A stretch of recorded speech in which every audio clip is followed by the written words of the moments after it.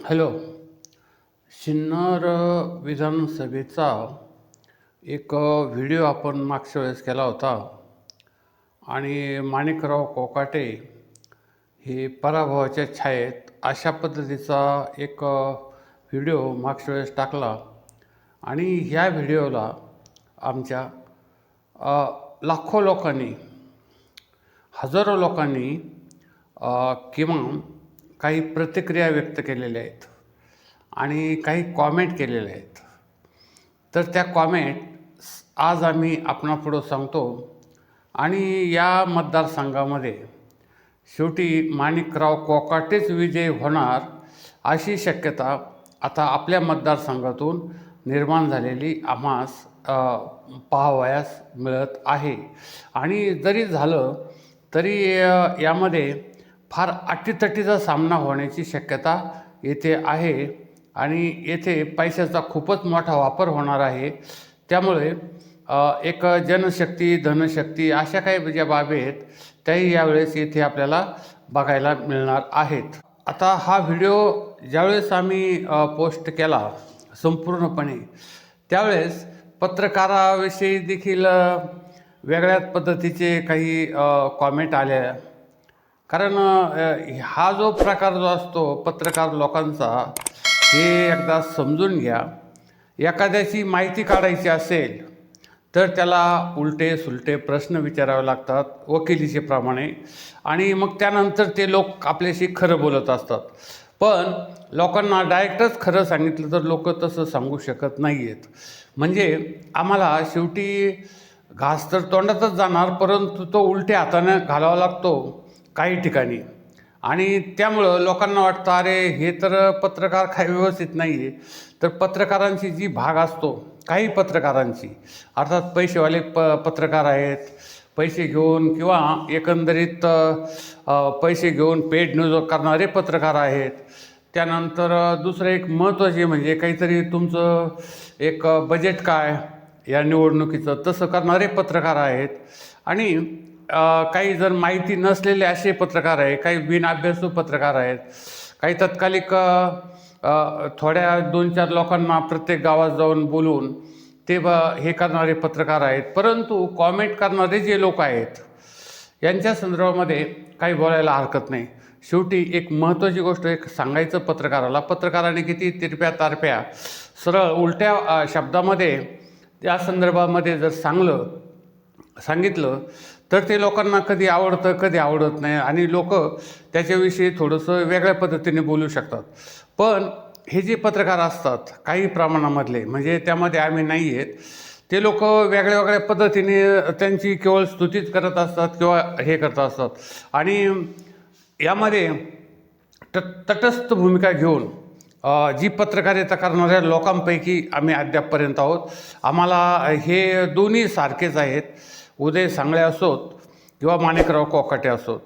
पण एक इथं ज्या कॉमेंट झाल्या त्या तुम्हाला आता मनोरंजक कॉमेंट आहेत आणि त्या कॉमेंटचाच वरून असं वाटू लागतं की माणिकराव कोकाटे हे सध्या तरी आघाडीवर आहेत आणि लोकांच्या मनामध्ये त्यांच्याविषयी खूप प्रेम आहे आणि लोक त्यांना निवडून देण्यासाठी प्रयत्न आहेत. आता तर काही कॉमेंट आहेत, त्या कॉमेंट आम्ही आपणाला वाचून दाखवणार आहे.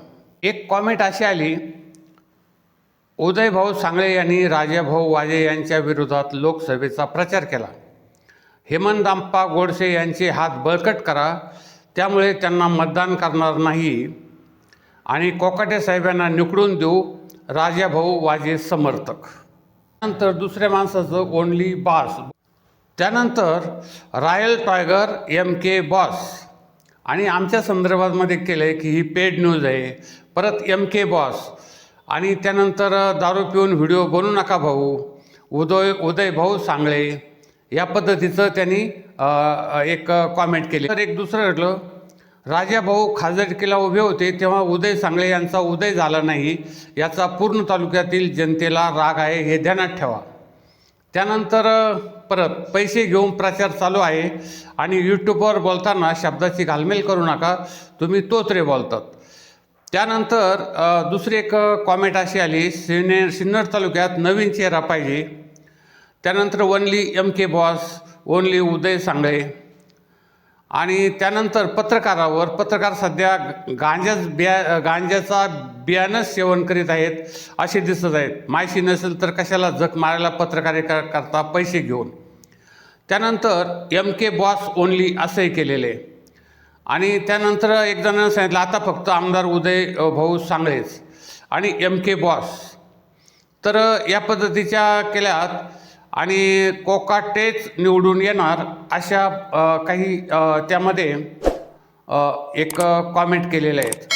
आणि लोकांच्या इतर ह्या नमुन्याच्या कॉमेंट जरी असल्या तरी येथे विद्यमान आमदार काय काम केले नाही. आता फक्त उदय भाऊ सांगळे आमदार होणार, त्यानंतर MK उदय भाऊच आमदार होणार, कोकाटे साहेब, त्यानंतर या पद्धतीचे ओनली MK आणि यानंतर ज्या ह्या कॉमेंट गेलेल्या आहेत त्या अशा पद्धतीच्या आणि जास्त माणिकराव कोकाट्यांना फॉर अशा आहेत.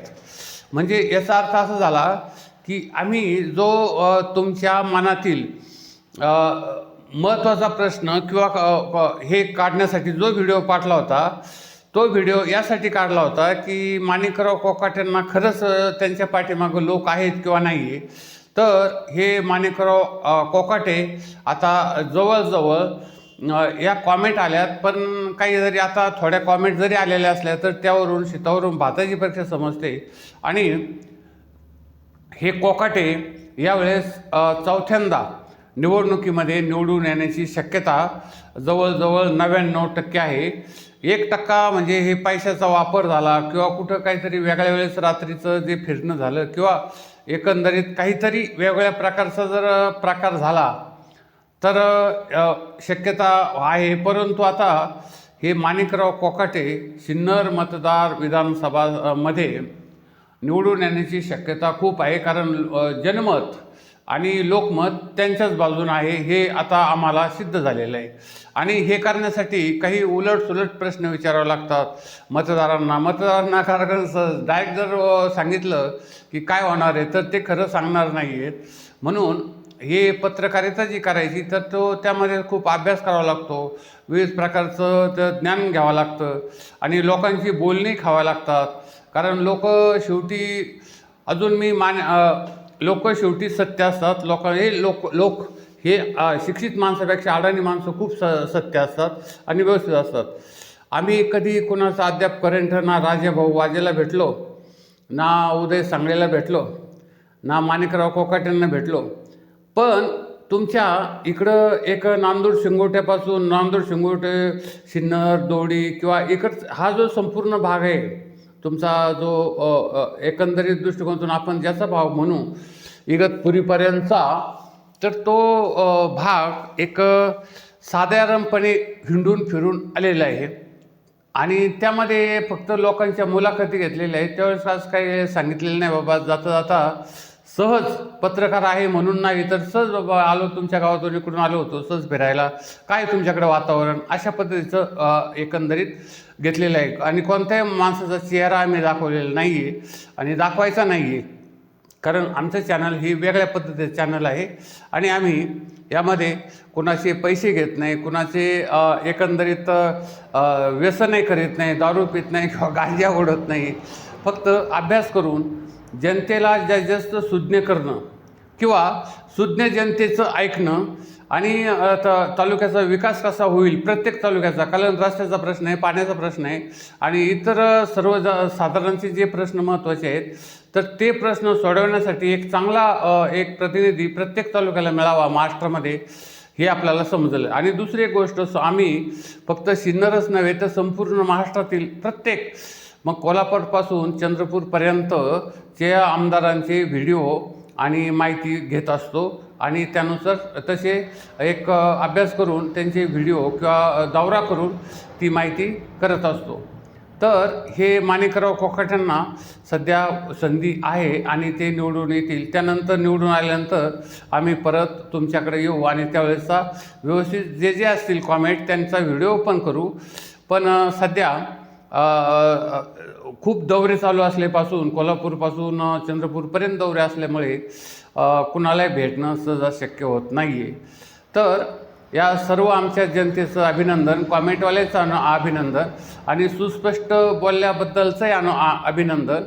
तर असेच एक चांगल्या उमेदवाराच्या पाठीमागे राहा आणि चांगल्या उमेदवाराला मतदान करा, एवढीच सुज्ञ मतदारांना विनंती.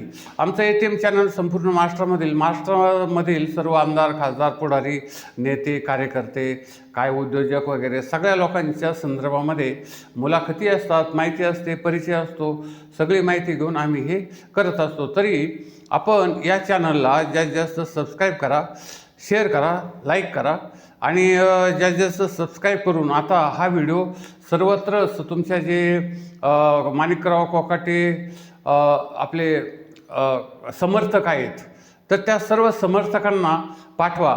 आणि हे जे कॉमेंट आहे तालुक्यातील ज्या लोकांनी कॉमेंट केलेले आहेत त्या लोकांना सर्वांना, मग ते तरुण असो, वृद्ध असोत आणि सगळ्या प्रकारचे, पण हे कॉमेंट करणारे ज्ञानी लोक आहेत आणि ह्या कॉमेंट करणाऱ्या लोकांचं मी जास्त अभिनंदन करतो आम्ही.